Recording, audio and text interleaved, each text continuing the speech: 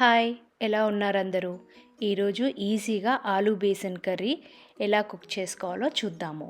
First ఆలుగడ్డలని అంటే పొటాటోస్ని తీసుకొని pressure cook చేసుకోవాలి. అది ప్రెషర్ కుక్ అయ్యేలోపు నేను ఆనియన్, పెప్పర్ ఇంకా పచ్చిమిరపకాయల పేస్ట్ రెడీ చేసుకున్నాను. తర్వాత ఒక ప్యాన్ తీసుకొని ప్యాన్లో కొంచెం నూనె వేసి నూనె వేడెక్కాక ఆవాలు, జీలకర్ర, ఎండుమిరపకాయలు, పసుపు వేసి కొంచెం ఫ్రై చేసుకున్నాక ఆనియన్ పేస్ట్ని వేసి కొంచెం ఉప్పు కూడా వేసి ఫ్రై చేసుకున్నాను.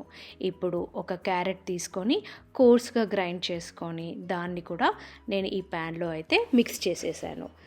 ఇప్పుడు ఉడకపెట్టిన ఆలుగడ్డను తీసుకొని కొంచెం చిన్న చిన్న ముక్కలుగా లేదా కొంచెం స్మాష్ చేసుకొని ఆ ఆనియన్ మిక్చర్లో అయితే కలిపేశాను. దాంతోపాటు నేను కొంచెం అల్లం ముక్కలు కూడా వేసి కొంచెం ఫ్రై చేశాను.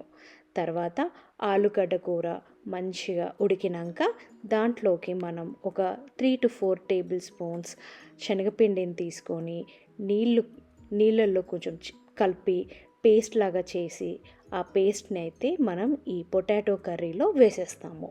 వేసేసి అది గట్టిగా అవ్వకుండా కొన్ని ఎక్స్ట్రా వాటర్ యాడ్ చేసి మంచిగా లో టు మీడియం ఫ్లేమ్లో ఒక 10 minutes to 15 minutes అయితే ఉడికించాలి. ఉడికించినాక లాస్ట్కి కొత్తిమీర వేసేసి దించేయడమే. మన యమ్మీ ఈజీ ఆలూ బేసన్ కర్రీ అయితే రెడీ అయిపోయింది.